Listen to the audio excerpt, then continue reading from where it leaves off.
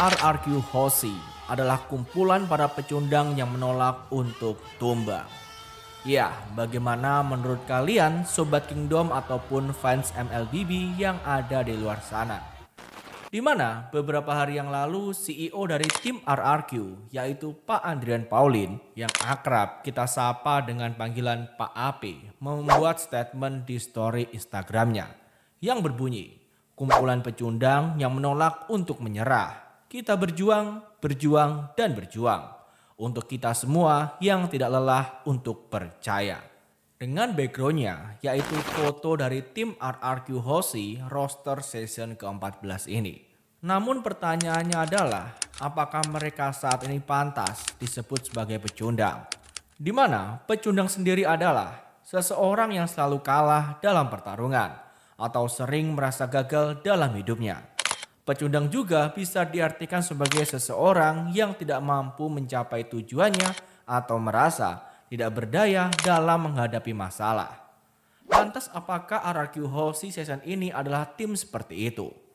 Ya, untuk menjawabnya, mari kita coba cek RRQ Hoshi secara historis terlebih dahulu. Di mana RRQ adalah sebuah tim e-sport yang sudah berdiri sejak tahun 2013.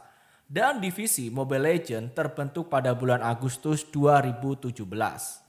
Kala itu bernama RRQ O2 atau Oksigen. Beranggotakan para pemain terbaik di Mobile Legends yang selalu berada di deretan teratas top global dunia kala itu. Ya, keahlian para pemain tersebut bahkan telah diakui oleh pemain Mobile Legends mancanegara. Dan yang paling mencolok adalah Kagura milik Lemon. Kini RRQ O2 berganti nama menjadi RRQ Hoshi. Selama kiprah tim RRQ di dunia Mobile Legends Bang Bang, mereka telah memenangkan 4 kali Liga MPL yaitu pada season 2, season 5, season 6, dan season 9. Bahkan bisa dibilang era keemasan mereka terus mengalir dari season 1 hingga season 10. Sebab RRQ merupakan satu-satunya tim yang kala itu tidak pernah absen dalam pertandingan internasional. Namun naas, di pertandingan internasional itu mereka tidak pernah juara. Adapun satu kesempatan yaitu Grand Final dari M1 yaitu ketika mereka bertarung di Grand Final melawan EVOS. Bahkan mereka kala itu unggul 3-1. Namun nasib berkata lain. EVOS berhasil melakukan reverse sweep sehingga skor menjadi 4-3 dan M1 pada akhirnya menjadi milik EVOS. Setelah itu banyak orang yang menyebut RRQ ini sebagai juara lokal. Lalu apa yang terjadi pada 4 season berikutnya? Ya bisa dibilang mereka memasuki masa krisis. Di mana season 11 mereka harus pulang karena kalah dari EVOS di lower bracket. Kemudian di season 12 merupakan masa krisis bagi sang raja. Di mana mereka ditinggalkan oleh salah satu pedang utama kerajaan yaitu Albert yang justru berpindah menuju tim rival mereka yaitu Onyx. Sehingga pada akhirnya mereka bernasib sama seperti season 11 sebab dipulangkan oleh BTR di semifinal lower bracket. Dan era kegelapan mereka berada di season 13. Di mana kala itu walau di awal season mereka mendatangkan salah satu jungler menjanjikan dari Filipina yaitu Ira. Dengan harapan mampu menjadi pengganti Albert sebagai pedang kerajaan. Tetapi tidak berbuah manis, sebab RRQ harus mati-matian dan berharap dengan tim lain hanya untuk bisa masuk ke playoff season 13. Dan harus menelan kekalahan pahit melawan Kryptonite mereka yaitu Geek Farm ID. Namun, sang raja dari segala raja tidak tinggal diam. Mereka menyatukan visi dan misi agar memperbaiki dan menutup luka yang berada dalam diri mereka. Di mana pada akhirnya dengan roster yang sempat diragukan karena hanya bermodalkan 6 player saja.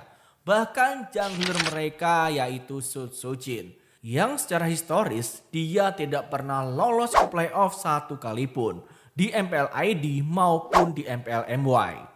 Kemudian trio MDL, Dairon, Rins, dan Idok.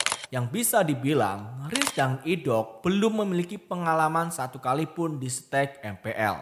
Dan terakhir adalah King Skylar yang merupakan tulang punggung dari RRQ sejak masa kegelapan menyelimuti mereka.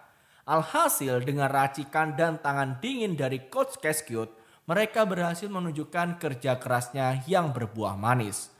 Yaitu sebagai juara 1 regular season ke-14. Dan semoga mereka bisa konsisten terus hingga menjadi juara 1 MPL ID season 14 dan mewakili menuju MC. Ya, balik lagi ke pembahasan pecundang. Dengan track record masa kegelapan mereka sejak season 12, RRQ benar-benar berada dalam masa krisis. Dan pada akhirnya secercah harapan menyinari RRQ Hoshi dan para Kingdom di season 14 ini. Apakah dengan semua track record mereka layak disebut sebagai pecundang? Ataukah mereka justru lebih layak disebut sebagai tim yang tangguh? Yang tidak pantang menyerah agar mampu meraih mimpi yang terbaik bagi mereka yang percaya kepada RRQ Hoshi dan seluruh kingdom yang ada di dunia ini. Mungkin sekian pembahasan gua di video kali ini. Kalau kalian suka silahkan like, komen, share, dan subscribe-nya. Ayolah bro, berikan koreksi kalian di video ini agar gue menjadi lebih baik. Lalu tungguin aja, bakalan banyak banget konten tentang dunia MLBB yang akan gua post di channel ini.